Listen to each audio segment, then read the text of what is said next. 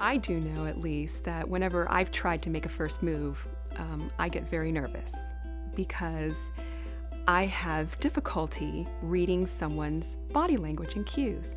And so I don't necessarily know whether that other person is ready for me to make that move or ready to receive when I make that move.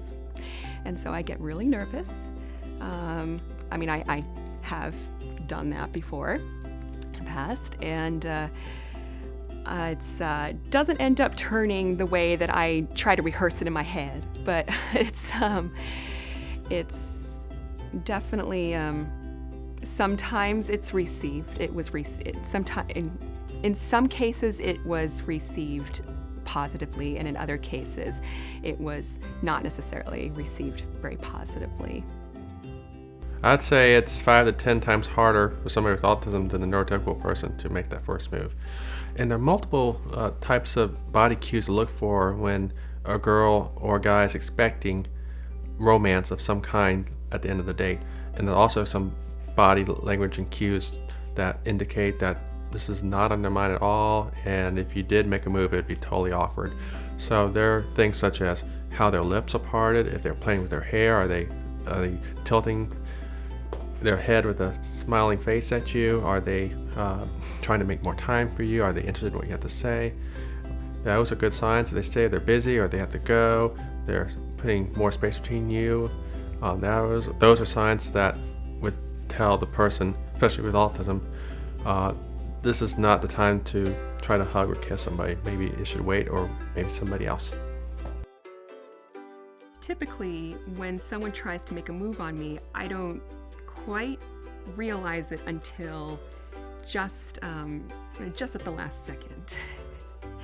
So it's kind of funny because for years, whenever someone would actually be flirting with me, I would have to actually have a friend tell me, Lindsey, did you know that they're actually flirting with you?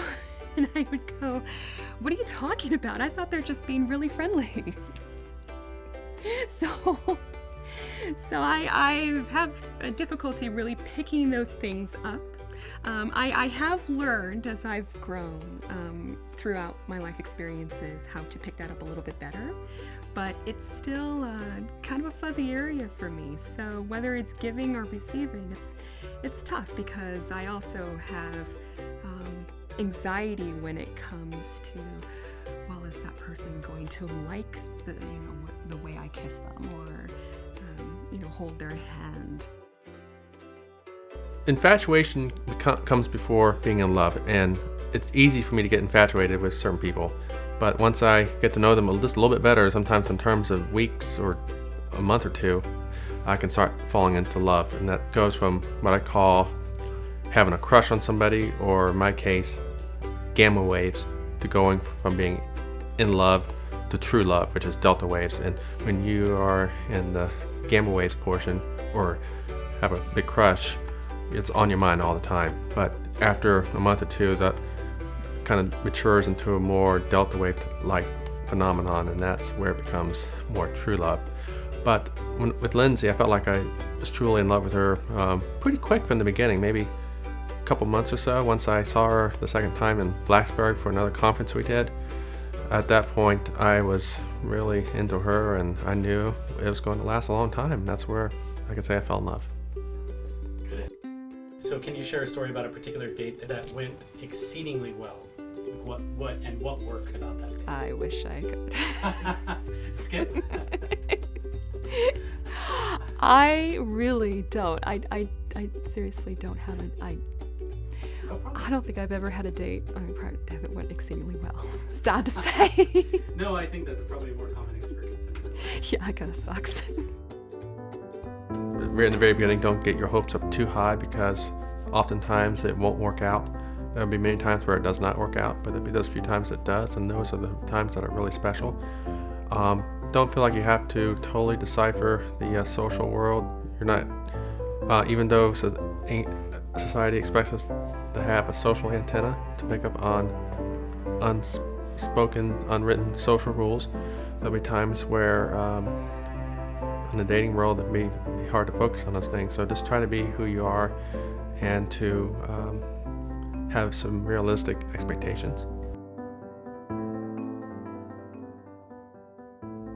What I wish that non-spectrum daters would know if they were interested in dating someone on the spectrum is to keep an open mind, to remain curious and willing to learn about the person, not just for their disability, but for the other parts of that person. Who is that person? Where do they come from? What are they aspiring to? What are their interests? What are their goals? And trying to see beyond that label of disability. But at the same time, you are still acknowledging that they may have particular challenges and needs, but you also want to keep in mind that you also have your own various challenges and your various things that you will need to have fulfilled, and keep open to the possibility that that person may be able to fulfill your particular needs, that that person is not any less than you. I would say that society seems to set up these rules, that you're supposed to love a certain way, that you're supposed to have particular rules in a relationship. And while I do think it's good to learn the rules, I also think you need to learn how to break them. Because in the end, there's not really set rules on how to love. The wedding went very smoothly overall, and Lindsay did a wonderful job in planning it with me as her assistant, and the catering went well, and we had a lovely 30-guest wedding with a few extras added for the reception. For the most part, it was pretty easy for me. There were times where I wanted to take a brief break from the action, and so I would just temporarily excuse myself and then come back. But at other times, it's helpful to have a canned response to when people are asking you, how's your day going, are you enjoying this, and have a standardized response. But for the most part, I thought it went well in that regard.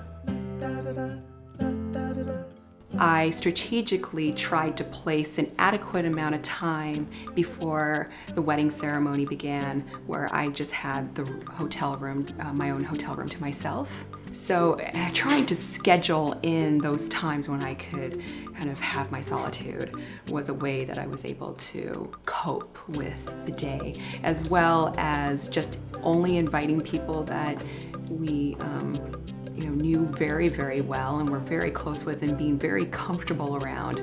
So it wasn't like we had anyone we didn't know at all. My own father even officiated our wedding.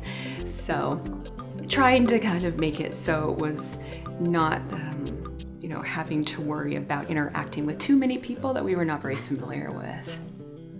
For me, the hardest thing was narrowing down the list to 30 people. And it hurt me greatly to not be able to invite a lot of people who are important to me in my life. So we did a secondary reception in Williamsburg as pretty much an extension of what we were doing here in DC. Which was actually larger than the wedding itself. Yes, about twice as large. Yeah, that was my compromise.